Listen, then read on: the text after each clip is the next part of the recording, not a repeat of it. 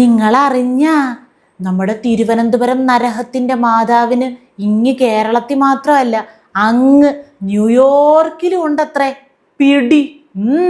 ഇന്നലെ രാജ്യാന്തര മാധ്യമങ്ങളിലൊക്കെ വന്ന പ്രധാനപ്പെട്ട ഒരു വാർത്തയായിരുന്നല്ലോ. സുഹ്റാൻ മംദാനി അറിഞ്ഞു കാണുമല്ലേ? അതായത് അദ്ദേഹത്തിന്റെ അച്ഛനും അമ്മയും ഇന്ത്യൻ വംശജരാണ്. അദ്ദേഹത്തിന് ന്യൂയോർക്ക് നഗരത്തിന്റെ മേയർ പദവിയിലേക്ക് മത്സരിക്കാൻ അതിനുള്ള യോഗ്യത കിട്ടി, സ്ഥാനാർത്ഥിയാകാനുള്ള യോഗ്യത കിട്ടി. അപ്പോൾ പുള്ളിക്കാരൻ 2020 ഓർമ്മയില്ലേ അന്നത്തെ ആ ബ്രേക്കിംഗ് വാർത്ത? 21-ാം വയസ്സിൽ ഏറ്റവും ചെറിയ പ്രായത്തിൽ ഒരു നഗരത്തിന്റെ മാതാവായി മാറി ചരിത്രത്തിൽ ഇടം പിടിച്ച മിസ് ആര്യ രാജേന്ദ്രനെ പറ്റിയുള്ള വാർത്ത. അന്ന് ആ വാർത്ത പുതുച്ചേരി CPM ട്വീറ്റ് ചെയ്തിരുന്നു. അപ്പോൾ അതിനെ ഉയർത്തിക്കാട്ടി ന്യൂയോർക്ക് നഗരത്തിന് എങ്ങനെയുള്ള ഒരു മേയറെയാണ് ആവശ്യം എന്ന ചോദ്യത്തിനൊപ്പം നമ്മുടെ ആര്യ ചേച്ചിയുടെ ചിത്രം, ആര്യ ചേച്ചി പ്രതിജ്ഞ ചൊല്ലുന്ന ചിത്രവും പിന്നെ ആ റെഡ് യൂണിഫോം ഒക്കെ ഇട്ട് നമ്മുടെ രാജ്യത്തെ സംരക്ഷിക്കാൻ വേണ്ടി ശക്തമായ പ്രവർത്തനങ്ങളിൽ ഏർപ്പെടുന്നതുമായിട്ടുള്ള ഫോട്ടോയൊക്കെയാണ് പങ്കുവച്ചത്. ഇപ്പോൾ വീണ്ടും ഇദ്ദേഹം സ്ഥാനാർത്ഥിത്വത്തിന് ക്വാളിഫൈഡ് ആണ് എന്ന് വന്നപ്പോൾ വലിച്ചു പൊക്കിയിരിക്കുകയാണ് ആ പഴയ പോസ്റ്റ്. ആരായിരിക്കും? വിദഗ്ധർ ഇതിനെപ്പറ്റി പലതരത്തിൽ അഭിപ്രായങ്ങൾ പറയുന്നുണ്ട്. ന്യൂയോർക്ക് നഗരത്തിന് നമ്മുടെ ആര്യ ചേച്ചിയെ പോലെ ഒരു മാതാവിനെ ആവശ്യം എന്ന് പറയുമ്പോൾ സഹജീവി സ്നേഹത്തിന് എപ്പോഴും പ്രാധാന്യം കൊടുക്കുന്ന ആൾ എന്നത് തന്നെ ആയിരിക്കണം അവരുടെ മനസ്സിൽ ഉദിച്ച ആദ്യത്തെ കാര്യം.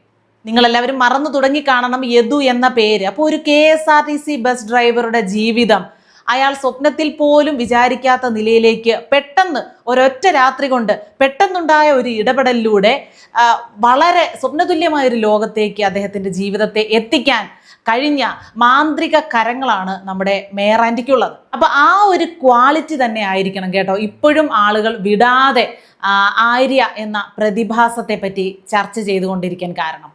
പിന്നെ മറ്റൊരു യോഗ്യത എന്ന് പറയുന്നത് എന്തെങ്കിലും നമ്മുടെ കഴിവുകേട് കൊണ്ട് ഒരു ബുദ്ധിമുട്ട് ആർക്കെങ്കിലും ഉണ്ടായാൽ, അല്ലെങ്കിൽ നമ്മുടെ ഭരണ പരിധിയിൽ എന്തെങ്കിലും വലിയ ദുരന്തങ്ങൾ ഉണ്ടായാൽ ആ സ്പോട്ടിൽ കൃത്യമായിട്ട് ചെല്ലുകയും മനുഷ്യർ കാണത്തക്ക വിധത്തിൽ ഉച്ചത്തിൽ പൊട്ടിക്കരയുകയും ചെയ്യുക എന്നതാണ്. ഇപ്പോൾ നമുക്ക് അതും നിങ്ങൾ മറന്നു കാണണം. ജോയി എന്ന പേരുള്ള ഒരു പാവപ്പെട്ട ആള് അവിടെ ഓടയിൽ വീണ് മരിച്ചു പോയിരുന്നു. അദ്ദേഹത്തിൻ്റെ വീർത്ത് പൊങ്ങിയ മൃതദേഹമാണ് 3-ാം നാൾ കണ്ടെടുക്കാനായത്.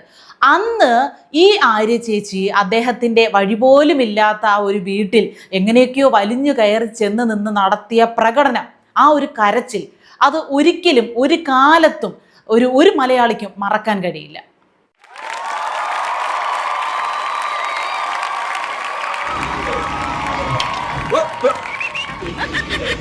ആ മരിച്ചുപോയ ജോയിയുടെ അമ്മ ഇപ്പോഴും ആ മലയുടെ മുകളിൽ ഒറ്റയ്ക്ക് താമസമാണ്. ഒരു നല്ല വീട് പോലും ഇല്ലാതെ ചോർന്ന് നിൽക്കുന്ന വീട്ടിൽ അവർക്ക് സ്ഥലം കണ്ടെത്തി കൊടുക്കാം, വീട് വെച്ച് കൊടുക്കാം എന്നുള്ള വാഗ്ദാനങ്ങളൊക്കെ കൊടുക്കാൻ പറ്റി നമ്മുടെ ആര്യ ചേച്ചിയെ കൊണ്ട്. അപ്പോൾ ഒരു നഗരത്തിന്റെ മാതാവോ പിതാവോ ആയിരിക്കുന്ന ആൾ കൂടുതൽ അധ്വാനിക്കേണ്ടത് അവരുടെ നാവ് കൊണ്ടാണ് എന്നുള്ള ഒരു കാര്യം കൂടി ലോകത്തോട് വിളിച്ചു പറഞ്ഞാൽ ലോകത്തിന് കാണിച്ചു കൊടുത്ത ആളാണ്. അതുകൊണ്ട് മിക്കവാറും ന്യൂയോർക്ക് നഗരത്തിന്റെ പിതാവാകാൻ മത്സരിക്കുന്ന ഈ സ്ഥാനാർത്ഥിക്ക് ഈ ഒരു ക്വാളിറ്റി കൂടി അദ്ദേഹത്തിനെ ആകർഷിച്ചിട്ടുണ്ടായിരിക്കണം. പിന്നെ മറ്റൊരു കാര്യം, യാഥാർത്ഥ്യവുമായി യാതൊരു ബന്ധവുമില്ലാത്ത കാര്യങ്ങൾ തികഞ്ഞ ആത്മവിശ്വാസത്തോടെ നെഞ്ചു വിരിച്ചു നിന്ന് മൈക്കിന് മുന്നിൽ പ്രസംഗിക്കാനുള്ള ആ ഒരു ക്വാളിറ്റി ഉണ്ടല്ലോ, അത് ആര്യ ചേച്ചിക്കുണ്ട്. അതും അദ്ദേഹത്തെ ആകർഷിച്ചിരിക്കണം. കണക്കൂട്ടലുകൾ എല്ലാത്തിനും വേണമല്ലോ.